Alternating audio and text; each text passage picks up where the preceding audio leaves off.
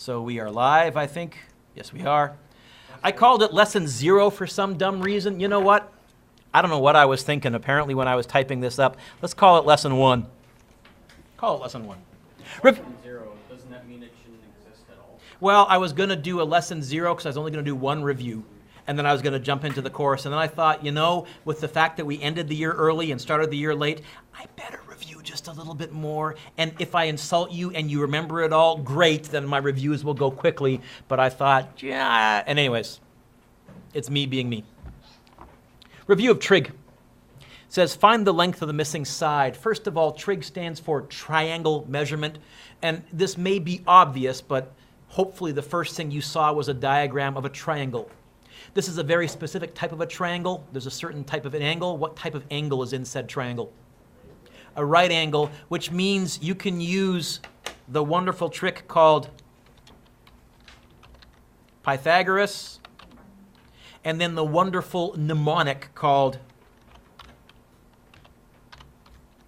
right? You can write those down if you want to, or if you have them up here already, you don't need to write them down. So find the length of the missing side. How would I find the missing side here? You've been doing this since grade 8, I hope. Pythagoras. And it's nice, it's alphabetical. So a squared plus b squared equals c squared. And the only thing, but the most important thing, that you have to remember with Pythagoras is you can't just plug the sides in randomly. There's a certain side that always has to go in for the c. Which one? Hypotenuse. And that's one that grade 8s always struggle with. The grade 8s always want to put the missing side where the c is. No, the x is not going where the c is because the x is not the hypotenuse. The long diagonal side is the one that has to go here. So it's going to be x squared plus 55 squared. Carson, what grade are you in? I want to free you up, if you wish, to start doing some math up here. In other words, if you are comfortable, well, how would I get the x squared by itself? How would I get the x squared by itself? Yeah? Switch the 55 with the 81 and use division? Close, but I think not quite. So let me walk you through it, Giancarlo. First of all, I agree we're going to start with 55 squared. And I should be fussy. It's the 55 squared, not the 55. What's in front of the 55 squared? Adding, subtracting, multiplying, or dividing? Adding. Adding. What's the inverse opposite of adding? So how will I move it over? Divide as you suggested, or can you now realize that you can fix that? And what? So you know what? It's going to be x squared equals 81 squared minus 55 squared. This is also to practice using your fancy smancy new graphing calculator if you want. So menu 1. Oh, by the way, here's your clear button. 81 squared minus 55 squared equals. I get x squared equals 3536, 3536. Is that right? Yep. How do I get rid of a squared? Because this is x squared. How do I find x? So on your graphing calculators, square root is shift x squared right there. And then I always use the answer button since it's stored in my calculator, Mackenzie. And the answer button on the graphing calculators is shift negative sign. So if you go shift negative, square root of my last answer is what that says. You can type square root 3536, but I'm going to encourage you, use the technology to be a little lazy. And I didn't bother trying to make this work out evenly. I get 59.464. You know what? How about 59.5? If we round off to 3 sig figs, if we want to use science terms.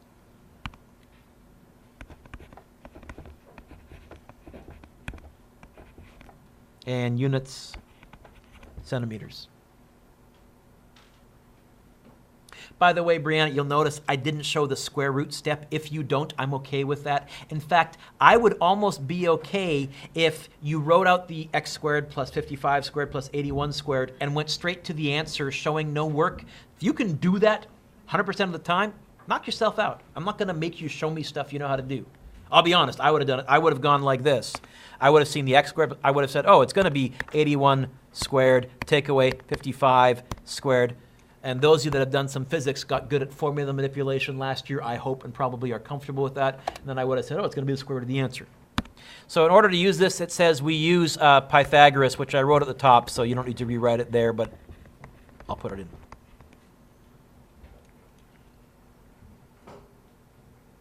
Okay. Example 2, on your own, find the missing side. I'm going to freeze the screen. I'll do it up here. We'll see if we get the same answer. Of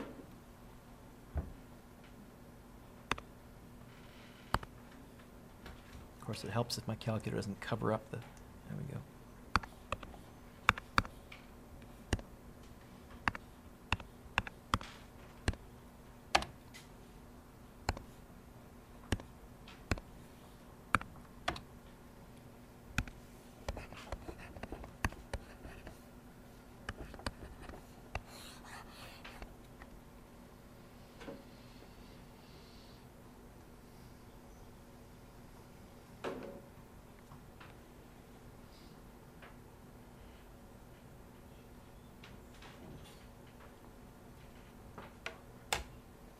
And if you're done, see if you get what I got. No? Am I off? Did I type it wrong? No, I'm good. I'm good. I forget what wrong. Okay.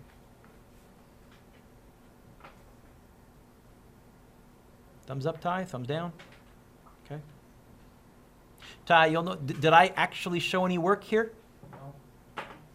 You know what? If it's your homework, and you're confident and you can do this 100% of the time, go straight to the answer. Now, Kyle, on a quiz or a test, I would always show work because I don't want to make a stupid mistake, right? I want to make sure I get the right answer. In my homework, I want to push myself, Carson, to see how good I can get at this stuff. Why not? Especially, I attach the answers to everything, so you just check. Did you get it right? Well, good. If not, okay, I guess I better show work on this one. 17.3, we're good? Or no? And who needs help with calculator? Anybody okay? Okay, give me a second. Let me pause the recording. For viewers at home, we're back. We're live. Example 3. Triangle within a triangle. It says find x and y. Mark, I've done these long enough to clue in. If they give me a nasty one like this, probably I want to find things in the order that they tell me. In other words, I probably can't find y until I find x. Maybe, probably not. Okay. Mark, how many triangles do you see, grand total, in this picture? 2? By the way, there's actually 3 because there's also this funky slanty one if I take the front end. So you know what? I'm going to change the question so that your answer is right because that's good teaching. I don't want to damage his poor self-esteem.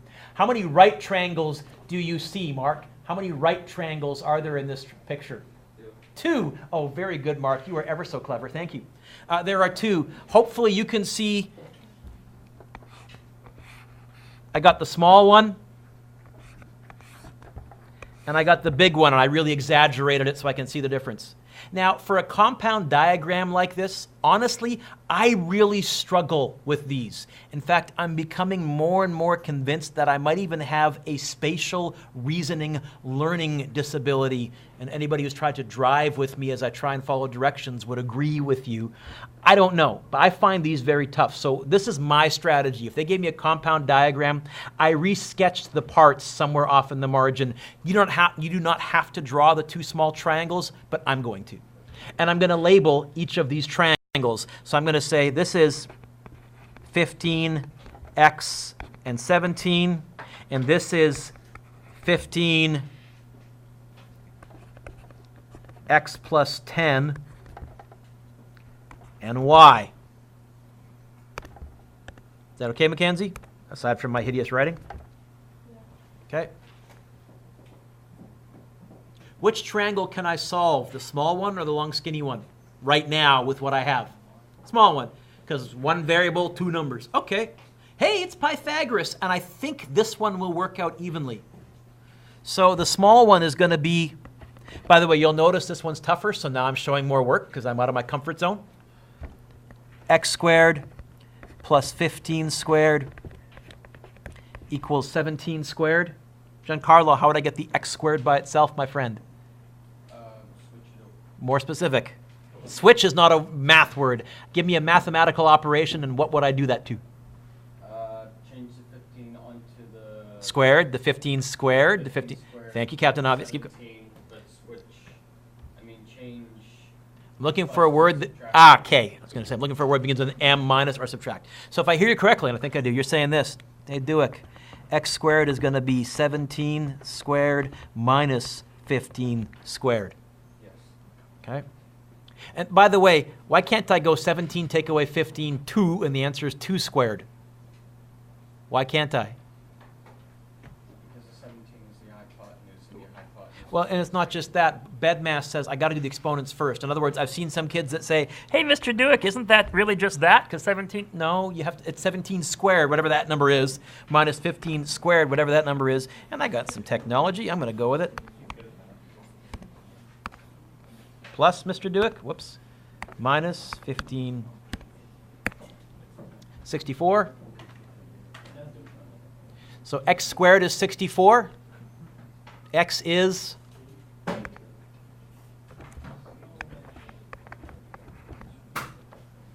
What's x? 8. X is the same as 8. You know what? I would walk to my other diagram, and instead of x plus 10, what would I be clever if I wrote down there for the bottom baseline side? And now I've turned it into Pythagoras again. Only this time we're finding the hypotenuse, which is a little easier. It's going to be 15 squared plus 18 squared equals y squared. Conveniently, Ty, the squared is by itself already. Should it be 17 squared, not 15 squared? Ah, should it be 17 or should it be 15? That's a great question. Why can't I use the 17? What angle is right there? A 90-degree angle? Ty, say no. Say niet. Say nicht. Say 9. Say, okay, so nothing there, nada, can't use, no right angle there. So I can't use the slanty triangle. I've got to use the great big one here, which has a 15. Is that okay? Yeah. I'm glad you did that. That was a great fix. I don't think this will work out evenly. Maybe it will, it'll be a fluke. 15 squared plus 18 squared equals x squared, square root. Yeah, this won't work out evenly. Do you get 23.4? Okay. Oh, sorry, not x, Mr. Dueck, y. What did I say? 23.4. Okay. Pythagoras, you've been doing it since Math 8, and then right around Math 10, we show you an even more useful tool. We show you right-angled SOHCAHTOA, sine and cosine and tangent. Turn the page.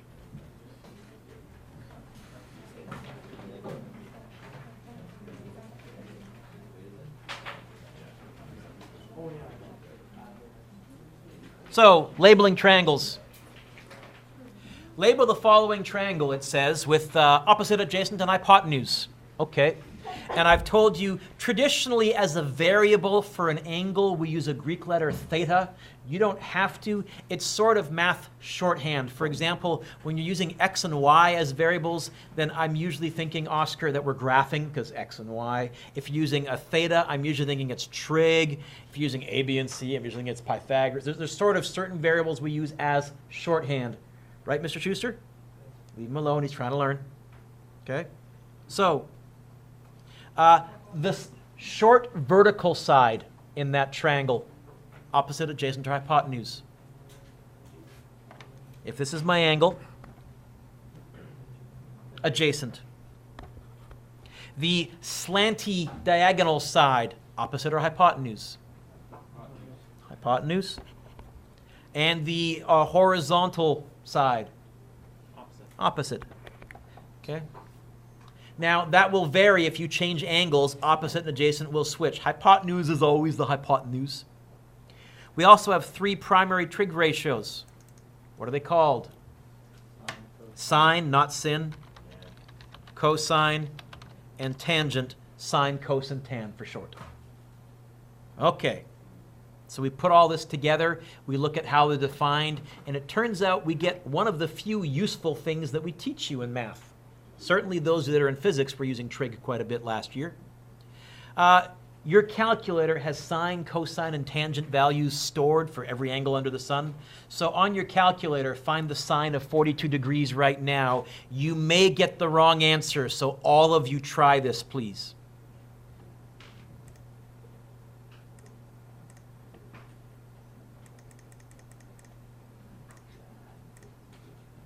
So you should get an answer of 0.6691. If you don't, raise your hand. Okay? So here's the deal. Anytime your calculator resets, if you hit the back reset button, if you change the batteries, or if it's just been sitting for a while, its default value for measuring angles is not degrees. Its default value for measuring angles is something called radians, which actually are far more useful, tougher to do in your head, but far more useful. In fact, we'll be looking at them later on. So all of us, we need to go into our setup of our calculator. The setup is right above the word menu. If you go Shift Menu and you get to this screen, and then if you scroll down until you see the word angle, highlight that line. And then what I like about this calculator is it works on function keys. So degrees lines up with F1, radians lines up with F2, gradians lines up with F3. So hit F1 so that you're in degrees, please. Okay? And for now, don't muck around with any of the other settings. Someday when we got time to kill, I'll explain to you what all the other stuff means. How can I get out of this menu? Ah, clever, exit. Now try going sine of 4. Oh, stop. You all have already typed in sine of 42. Go back arrow right here. Ah, there it is again. Don't have to retype it. And hit enter. Or execute. I say enter, I'll execute. It's a computer, so I'm going to use computer terms. And now you get the 0.669 blah, blah. Yes? So anybody who's not getting that, because it's easier for me to crowdsource changing these into degrees than for me to do all of these one at a time. So you're all into degrees? Okay. So on your own, fill in B, C, and D.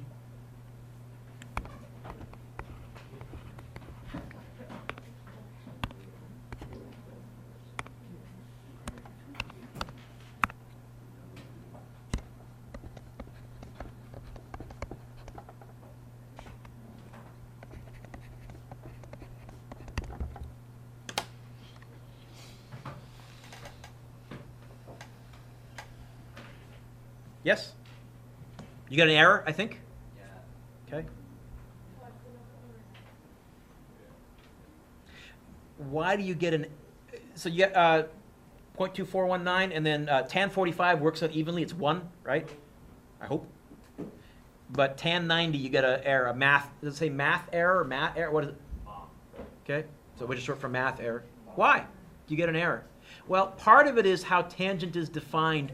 Who remembers tangent is what over what? In terms of SOHCAHTOA, tangent is what over what? It's opposite over adjacent. The problem is, if you have a 90-degree angle, that's your opposite. That's also the hypotenuse. That runs into problems. The trig stuff doesn't work quite so well.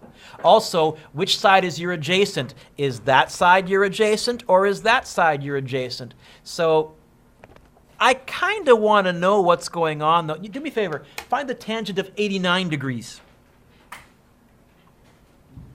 Does that work? Yeah. Can you find the tangent of 89.99? So 2 nines after the decimal point. What do you get? Can you find the tangent of 89.59 after the decimal point? Bigger? Yes? Yeah? it turns out, if you ask me, if you really press me, Alyssa, I'll say to you, the tangent of 90 degrees is sort of infinity. It gets, the closer you get, if you go 89.99999, you're going to keep getting bigger and bigger and bigger and bigger answers. And what's happening is the graph right there is actually shooting straight up, getting higher and higher and higher as you get closer to 90 degrees. It's the vertical asymptote, which we'll learn about later. We can also use our calculators to go backwards. So if the tangent of a mystery angle theta is 3.732, how can I find what theta, what the original angle is? Shift. So let's try that. Shift tangent of 3.732. What's the symbol for inverse or shift when I'm doing this? That little tiny little -1 there. And you get, oh, I probably started with 75 degrees when I made up this question.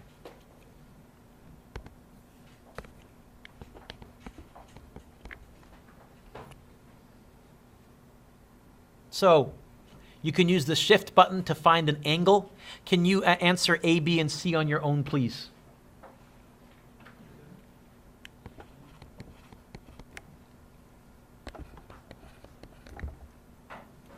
I've got some memorized, sorry. But I don't know this one.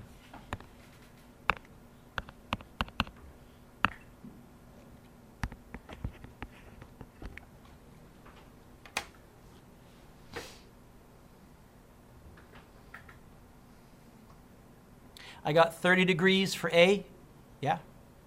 60 degrees for B. And then 25.99, 26 degrees for C. Yeah. Okay, so you use your shift button. So for A, which trig function did they give you? Sine.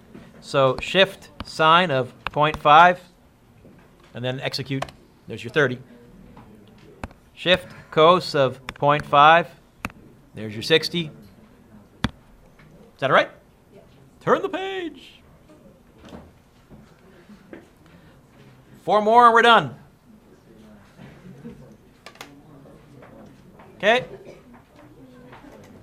So here are the applications that we'll be using this year when we actually apply trig. It says, recall the definitions of sine and cosine and tangent. We have the SOHCAHTOA little acronym to help us remember what goes with what. So S, sine, is opposite over hypotenuse. Cosine is adjacent over hypotenuse. Tangent is opposite over adjacent. And then we do a little cross-multiply-y stuff. Example 6 says this.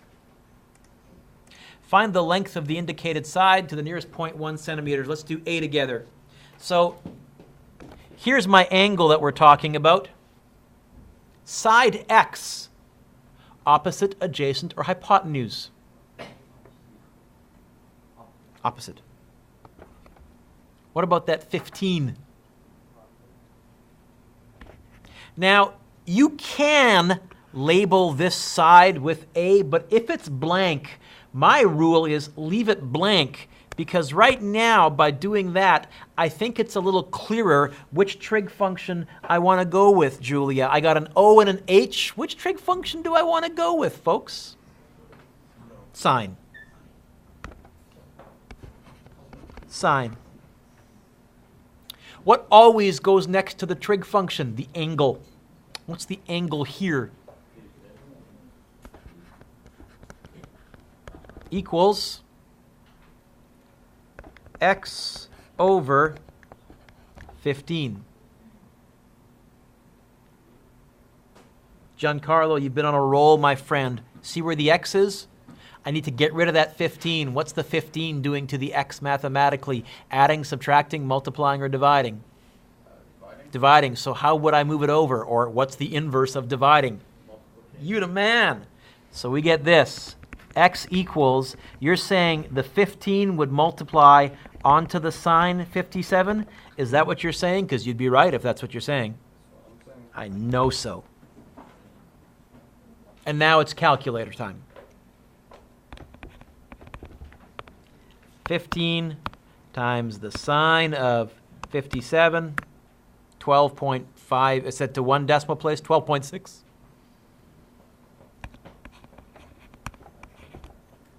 Units, centimeters.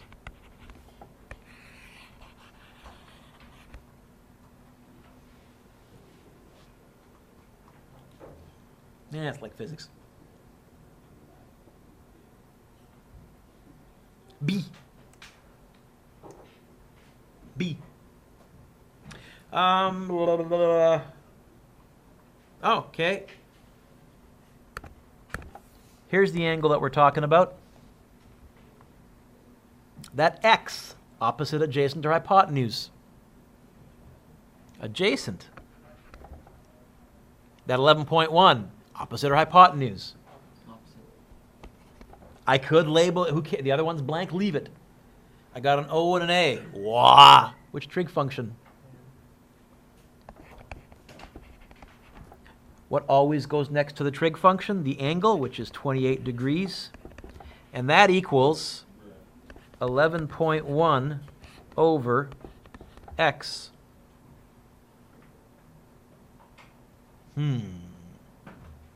Where is the x this time, Giancarlo? It's being divided. What's the opposite of dividing the right side by x? Timesing the left side. In other words, I'm telling you, dividing by x on this side is the same as that. Same equation. I mean, think about it. Dividing by 15 on this side was the same as the 15 on multiplying on the other side, right? Same idea. Why is that nicer? Now I have the x on top where it belongs. What's next to the x? Tan 28. What's the tan 28 doing to the x mathematically? Adding, subtracting, multiplying, or dividing? Multiplying, so how would I move it over? So if I hear you correctly, and I think I do, you're saying x equals 11.1 divided by tan of 28. 11.1 divided by tan of 28. And I get 20.9.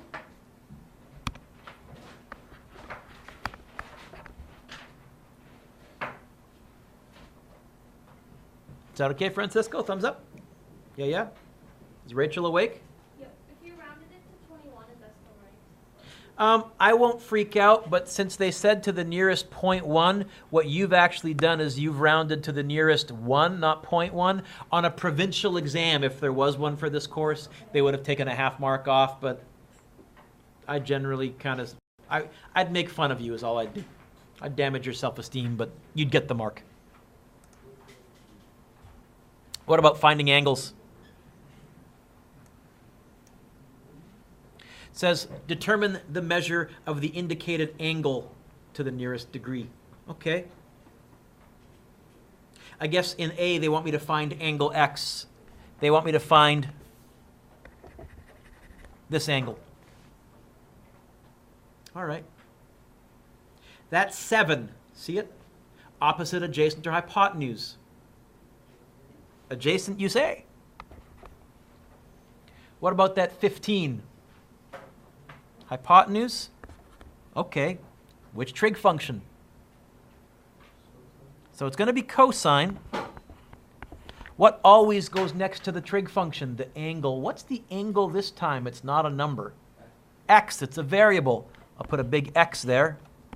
Equals adjacent over hypotenuse. 7 over 15. Brianna, are we finding an angle here? Say yes. So this is going to be the shift button. This is me going backwards. The only problem is something you need to be aware of, and you can all practice this. You're going to need to put that 7 over 15 in brackets. I'm going to go like this. Shift cos, and then I tell my calculator it's 7 over 15. I want the shift cos of that whole thing. And that should give you your original angle, in theory. 62.1, blah, blah. I think it said to the nearest degree. Yeah, so 62. Here, Rachel, we would round to the nearest degree, so it's saying no decimal place.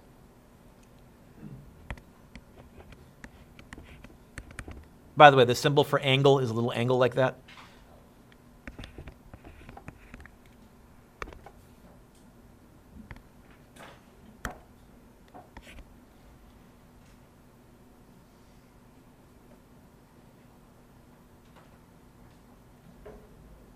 Try B on your own.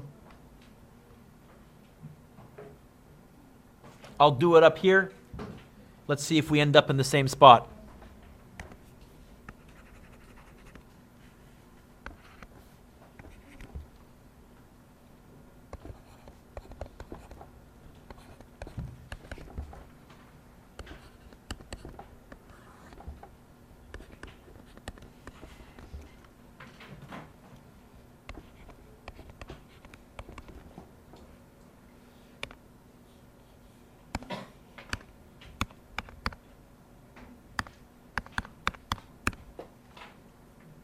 Oh, the bracket didn't go.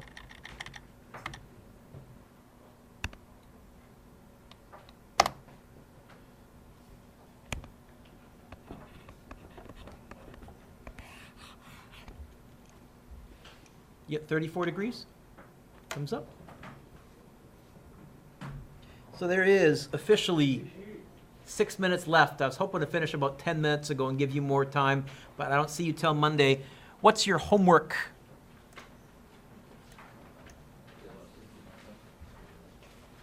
$20 questions. I attached the answers. Kick butt.